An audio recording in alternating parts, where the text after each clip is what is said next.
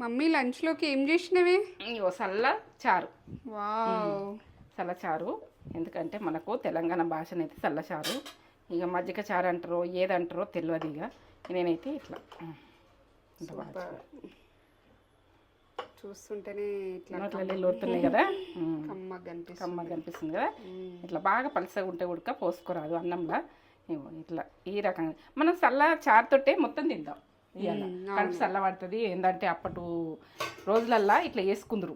ఇట్లా వేసుకొని బాగా ఏంటంటే చల్ల కబాలు పెట్టి చల్ల వేసి నెయ్యి తీసి వేడి వేడి అన్నం.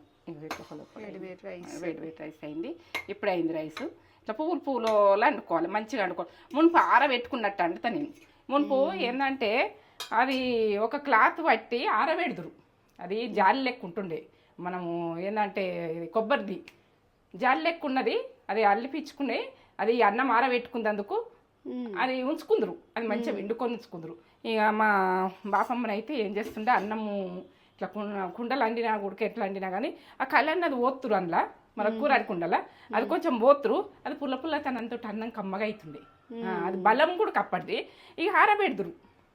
ఆరబెట్టుడు అంటే ఒక భగవాన్లే ఇట్లా ఉమ్మరిచ్చి పెడుదురు ఆ క్లాత్ కట్టి. మనం ఇప్పుడు ఇదాన్ని బట్టిగా పెట్టినాం కదా, ఇట్లా పెట్టపోదురు. దీనికే ఒక జాలి లెక్క బట్ట పెట్టి క్లాత్ పెట్టి ఆరబెడుతురు. ఆరబెడుతూ పుల్లలు ఇట్లా తింటుంటే ఇట్లా ఉంటుండే, అంత కమ్మ ఉంటుండే. మళ్ళీ అది పులు పోసిన కూర అది అలా పోస్తుండే కావచ్చు, కొద్దిగా పోస్తుండే కదా. ఇక అది పుల్లలు అవుతుండే, అంత కమ్మగా అవుతుండే. ఇక తింటుంటే మధురం, అన్నం తింటందుకు అంత టేస్ట్ ఉంటుండే. ఇక అప్పటి రోజులల్లో ఇక ఇట్లా చల్ల సంబారు చెయ్యని, చల్ల చారు చెయ్యని అలా పోస్తుంటే తింటుంటే మేమైతే. అప్పటి రోజులల్లో ఫుడ్ ఇది. ఇట్లా ఎండాకాలము నేను అక్కడక్కడ వస్తే ఇట్లా కొరుక్కుంటా తింటుంటుంది. ఇక ఇది మీరు ఆన్లైన్ మీ ఇష్టం, వేసుకుంటే వేసుకోవచ్చు, లేకుంటే లేదు.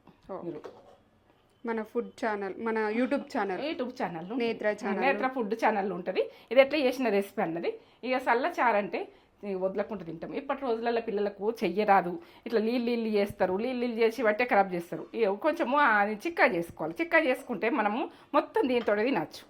ఏంటంటే ఇట్లా ఇంకా గట్టిపప్పు ఉన్నా ఏదున్నా ఏదైనా ఫ్రై ఉన్నా సూపర్.